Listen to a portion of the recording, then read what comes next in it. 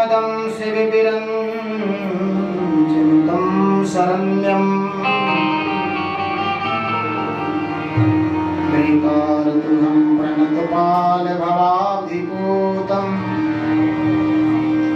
वन्दे महापुरुष ते चरणा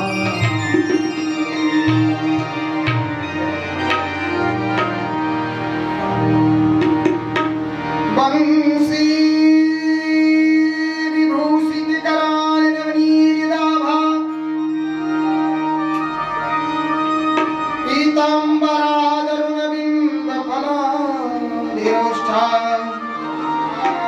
प्रणेन्दो सुंदर मुखादरविंद नेत्राः परं किमपि तत्त्वहं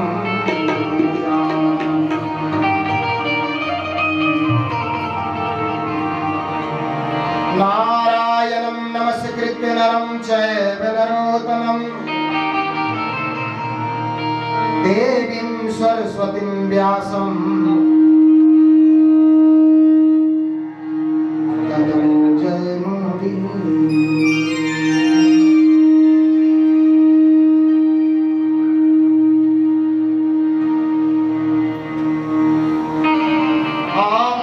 आपदामपहर्तारं दातारं सर्वसम्पदां लोकाभिरामं श्रीरामं भूयो भूयो नमामि।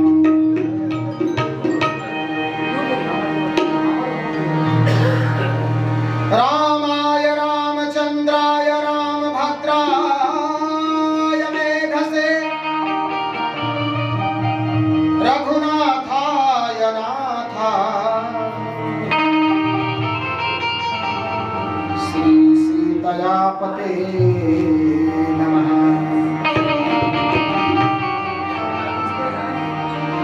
श्री राम राम रघुनंदन राम राम श्री राम राम भरताग्रज राम राम श्री राम राम रमकर्कश राम राम श्री राम राम शरणं भजामि।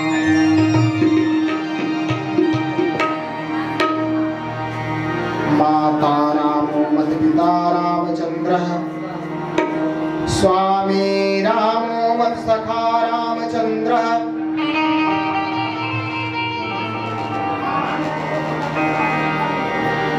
माता रामो मत्पिता रामचन्द्रः स्वामी रामो मत्सखा रामचन्द्रः सर्वसं मे रामचन्द्रो दया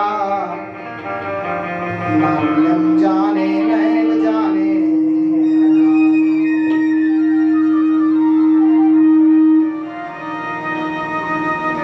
सीतानाथ समारंभां श्रीरामानन्दार्य मध्यमाम् अस्मदाचार्य पर्यन्तां वन्दे गुरु श्री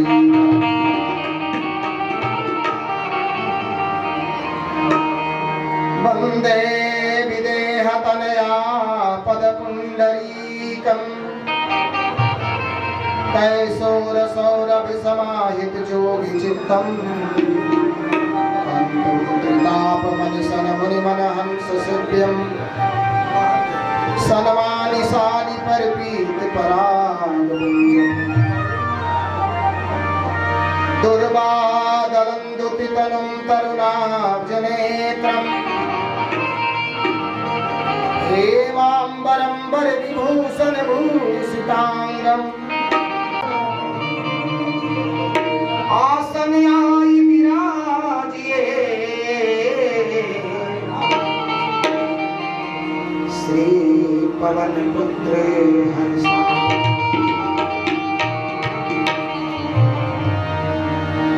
बोलिए श्री हनुमान जी महाराज की, हनुमंत लाल की, बजरंगबली की, पवन सुत हनुमान जी महाराज की, श्री सीताराम महाराज की, जगत गुरु झुलकिया बाबा की, छोटे सरकार जी महाराज की,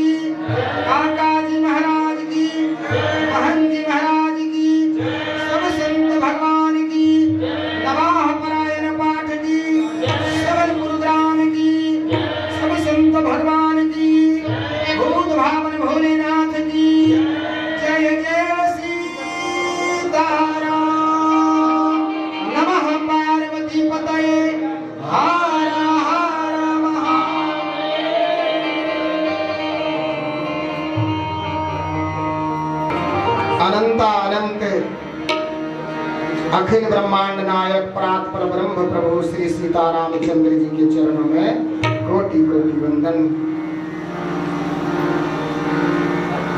प्रातः स्मरणीय पूज्यपाद संपन्न संत शिरोमणि जगत गुरु झुनकिया बाबा के चरणों में दंडवत। भूत भावन भोलेनाथ के चरणों में कोटि कोटि वंदन।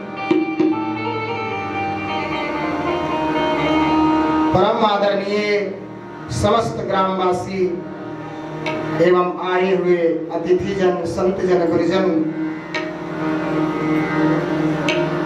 भक्तिमती माताएं, बहनों, व्यासपीठ से इस दास का दंडवत प्रणाम स्वीकार करें। परमात्मा की असीम कृपा होने के बाद कहीं न कहीं इस पावन धरा पे मैं भी आया।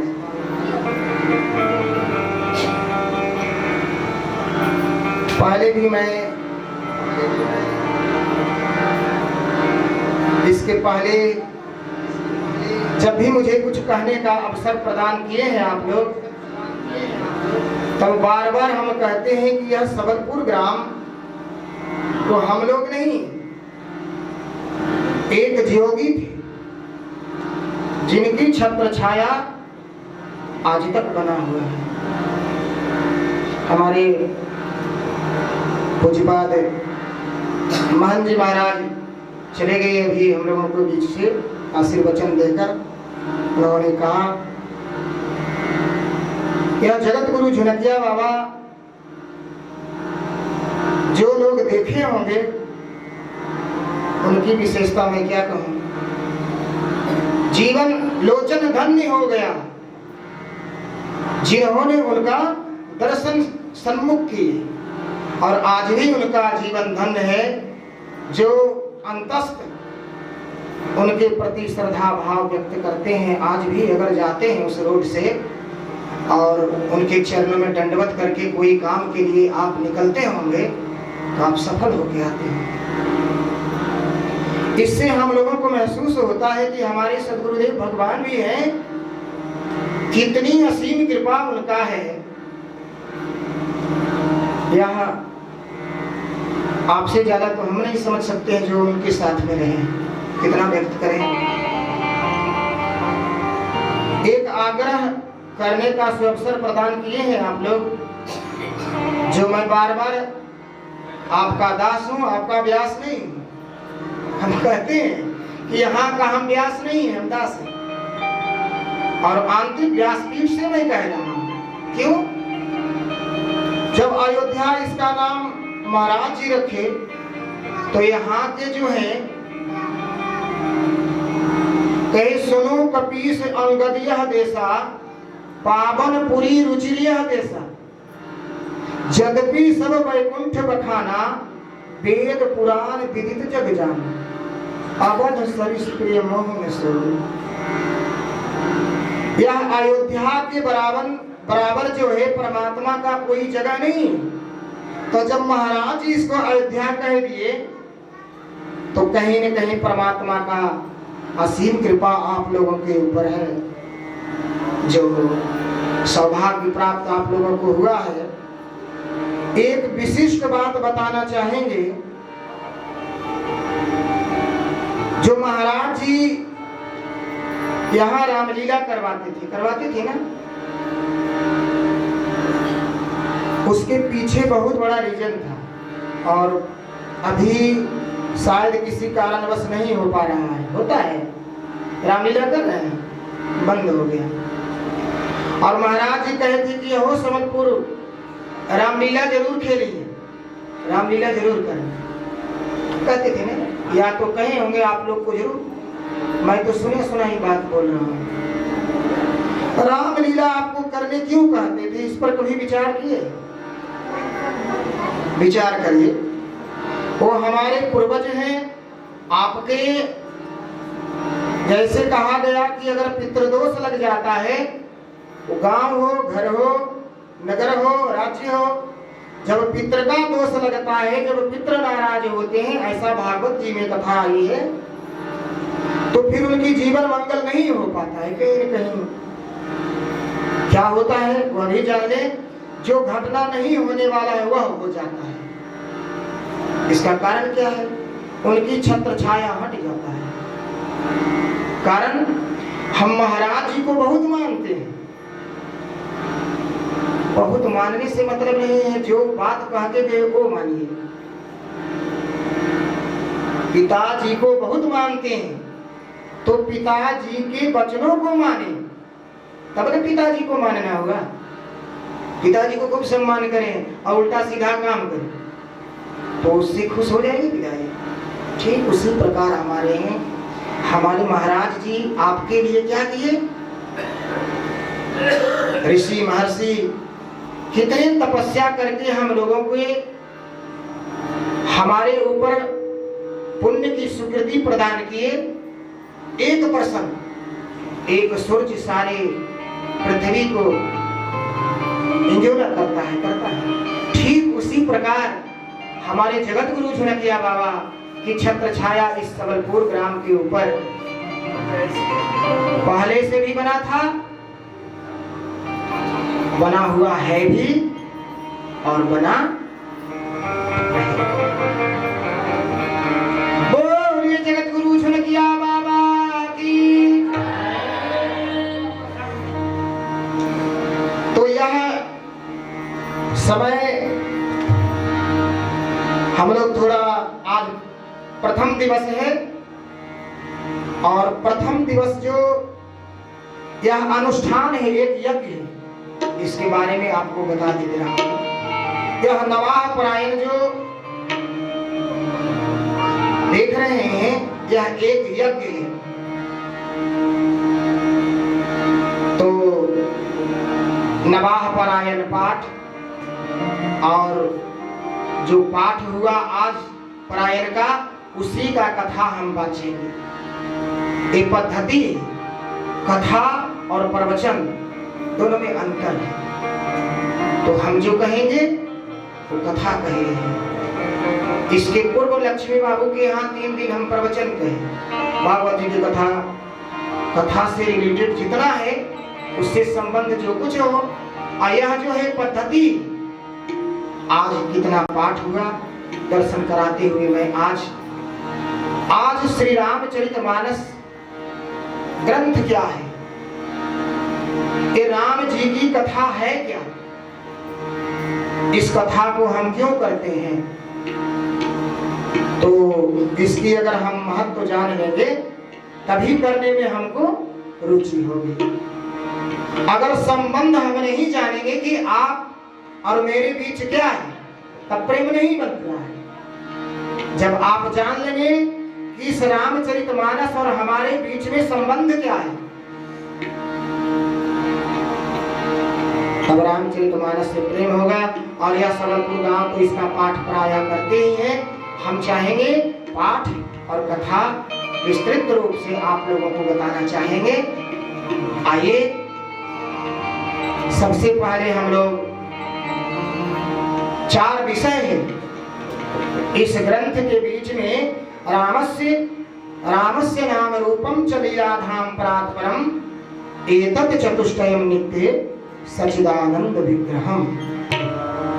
4 विषय है, समझ लिए। श्री रामचरितमानस का 4 विषय है। ये क्या चीज है? भगवान के पहला नाम है,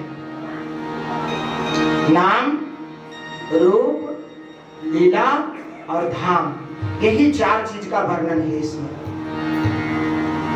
तो ये चारों चीज भगवान के नाम, रूप, लीला, धाम, इस ग्रंथ में यही 4 विषय है। और इस 4 विषय में अगर भगवान राम एक से भी प्रेम कर दिए तो बेड़ा पार होगा। तो सबसे पहले क्या है?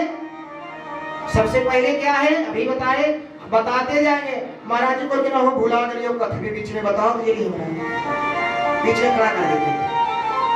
एक कथा की सिद्धांत है।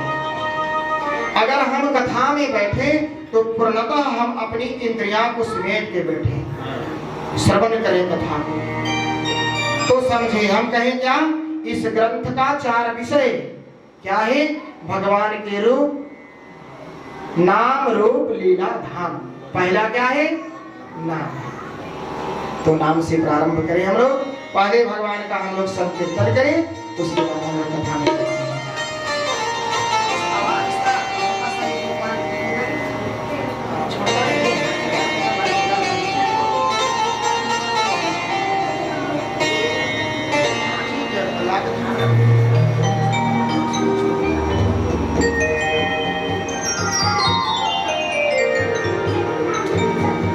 श्री राम, जय श्री राम, श्री राम, श्री राम। आइए हम लोग सभी लोग ईमानदारी से भगवान के नाम का गायन करेंगे। सिया राम जय राम जय जय,